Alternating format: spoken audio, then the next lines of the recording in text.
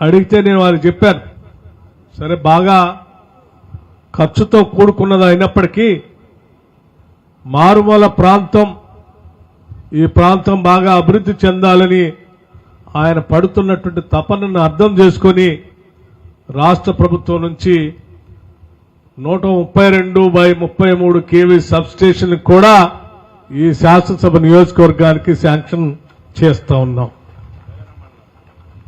ఇది బయారం మండలం అని గట్టిగా చెప్పమని మన మధుకర్ రెడ్డి గారు చెప్తా ఉన్నాడు వెనక నుంచి. కనకయ్య గారు, మధుకర్ రెడ్డి గారు, ఇంకా వీరి మిత్ర బృందం అంతా కూడా ఈ ఇల్లందు శాసనసభ నియోజకవర్గంలో ఉన్నారు చాలా మంది. ఇంకా వీళ్ళందరూ ఆ రోజు డాక్టర్ వైఎస్ రాజశేఖర రెడ్డి గారు ముఖ్యమంత్రిగా ఉన్నప్పుడు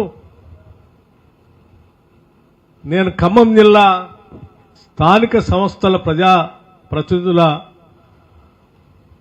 ఓటర్లతో గెలిచేటువంటి శాసన మండలికి పోటీ చేశాను. నేను పోటీ చేసి నాకంటే ఎక్కువగా శ్రమపడి ఓటర్లందరితో మాట్లాడి ఆ ఓటర్లతో ఉండి పెద్ద ఎత్తున నేను గెలవటానికి పని చేసినటువంటి స్నేహితులు వీళ్ళంతా కుటుంబ సభ్యులు. నాకు నేను రాజకీయంగా చట్టసభలు పోవటానికి పనిచేసినటువంటి ముఖ్యమైన స్నేహితుల్లో వీళ్ళందరూ కూడా ఇల్లందు శాసనసభ నియోజకవర్గం నుంచి ఉన్నారు. అంతకుముందు నుంచే అనేక సంవత్సరాలుగా కాంగ్రెస్ పార్టీ మూల సిద్ధాంతాలు నమ్మి ప్రజల కోసం పనిచేయాలనేటువంటి తపనతో పనిచేస్తున్నటువంటి నాయకులుగా ఎదిగినటువంటి వీళ్లు 2009లో శాసనసభ ఎన్నికలు వచ్చేవరకు కోరం కనకయ్య గారికి ప్రత్యేకంగా రాజశేఖర రెడ్డి గారితో మాట్లాడి ఆ రోజు నాతో పాటు వారు కూడా ఇక్కడ శాసనసభకు పోటీ చేసి గెలిచేటువంటి కార్యక్రమాన్ని చేపట్టడం జరిగింది. 2014లో వారు నాతో పాటు శాసనసభలో గెలవటం జరిగింది.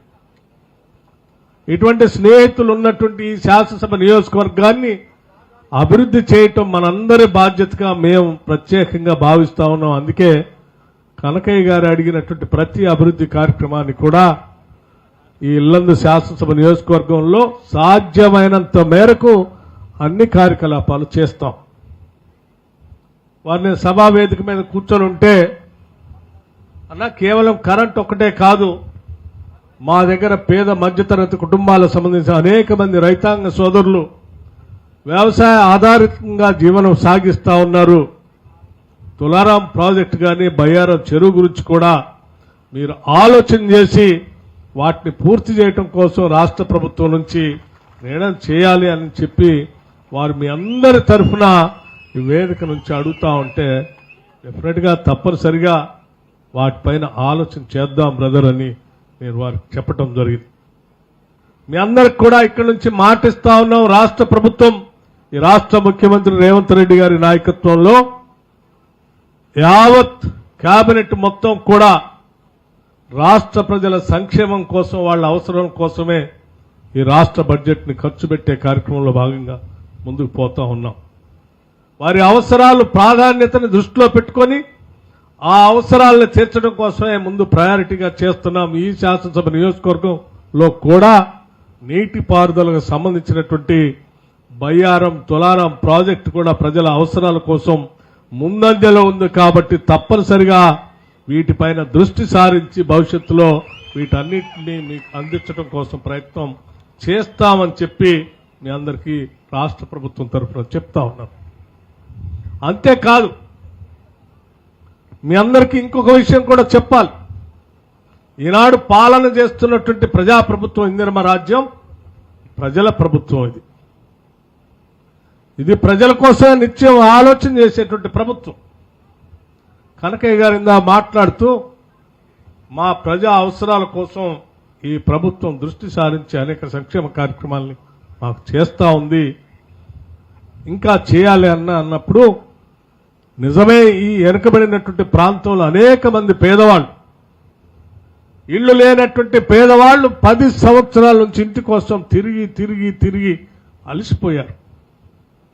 అటువంటి వారి కోసం మనం ఇందిరమ్మ రాజ్యంలో ఇందిరమ్మ ఇల్లు ఇస్తామని, ప్రతి ఇంటికి 5 లక్షల రూపాయల వరకు తగ్గకుండా శాంక్షన్ చేస్తామని చెప్పిన మాట ప్రకారం ఈరోజు ఈ పేదల కోసం ప్రతి శాసనసభ నియోజకవర్గంలో కనీసం 3,500 ఇళ్లకి తగ్గకుండా రాష్ట్ర వ్యాప్తంగా ఉన్నటువంటి ప్రతి శాసనసభ నియోజకవర్గంలో శాంక్షన్ చేసి ముందుకు పోతా ఉన్నాం. ఇటువంటి గిరిజన నియోజకవర్గాల్లో ఇంకా పేద వర్గాలు ఎక్కువ మంది ఉంటారు కాబట్టి అదనంగా ఇంకా కొన్ని ఇళ్లు కూడా శాంక్షన్ చేయాలనేటువంటి ఆలోచన రాష్ట్ర ప్రభుత్వం చేస్తుంది. 3,500 ఇళ్లతో పాటు ఇంకా కొన్ని ఇళ్లు ఇచ్చేటువంటి కార్యక్రమాన్ని కూడా ఆలోచన చేస్తున్నామని చెప్పి మీ అందరికీ సవినయంగా మనం చేస్తా ఉన్నాం. ఒక్కొక్క ఇల్లుకి 5 లక్షల రూపాయలు అంటే రాష్ట్ర వ్యాప్తంగా ఒక్కసారి ఆలోచన చేయండి. 4.5 లక్షల ఇళ్లు మొదటి సంవత్సరమే శాంక్షన్ చేస్తా ఉన్నాం. ఇంకొక 4.5 లక్షల ఇళ్లు వచ్చే సంవత్సరానికి కూడా ముందుగానే శాంక్షన్ చేయాలన్నటువంటి ఆలోచనలో ఉన్నాం. మొదటి సంవత్సరంలో శాంక్షన్ చేసే 4.5 లక్షల ఇళ్లకి 22,500 కోట్ల రూపాయలతో ఈ రాష్ట్ర ప్రభుత్వం పేదల ఇళ్ల కోసం ఖర్చు పెడుతుందని చెప్పి చాలా సంతోషంగా ధైర్యంగా కూడా చెప్పగలుగుతా ఉన్నాం. పేదల కోసం ఈ రాష్ట్ర ప్రభుత్వం ₹1, ₹2 కాదు 22,500 కోట్ల రూపాయలు కేవలం ఇందిరమ్మ ఇళ్ల కోసమే ఖర్చు పెడుతున్నామని చెప్పి మీ అందరికి కూడా ఈ సందర్భంగా తెలియజేస్తా ఉన్నాం.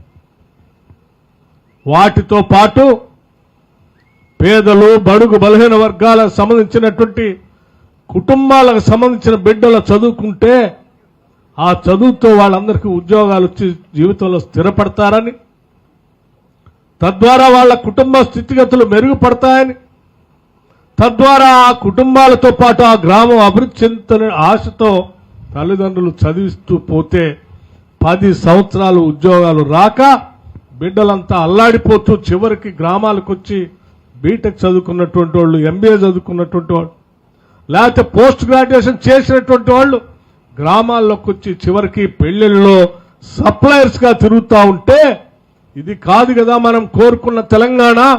చదువుకున్న ప్రతి బిడ్డకి ఏదో ఒక అవకాశం వచ్చేటట్టుగా చేయాలనేటువంటి ఆలోచనతో ఈ రాష్ట్ర ప్రభుత్వం అధికారంలోకి వచ్చిన రాగానే 57,000 మంది నిరుద్యోగ యువకులకి ఉద్యోగాలు, ప్రభుత్వ ఉద్యోగాల నియామక పత్రాలు అందించడమే కాకుండా వాళ్లతో పాటు ఇంకొక 30,000 ఉద్యోగాలు వాళ్ళకు వచ్చేటట్టుగా ఈ సంవత్సరమే ఆ కార్యక్రమం కూడా చేపడతా ఉన్నాం.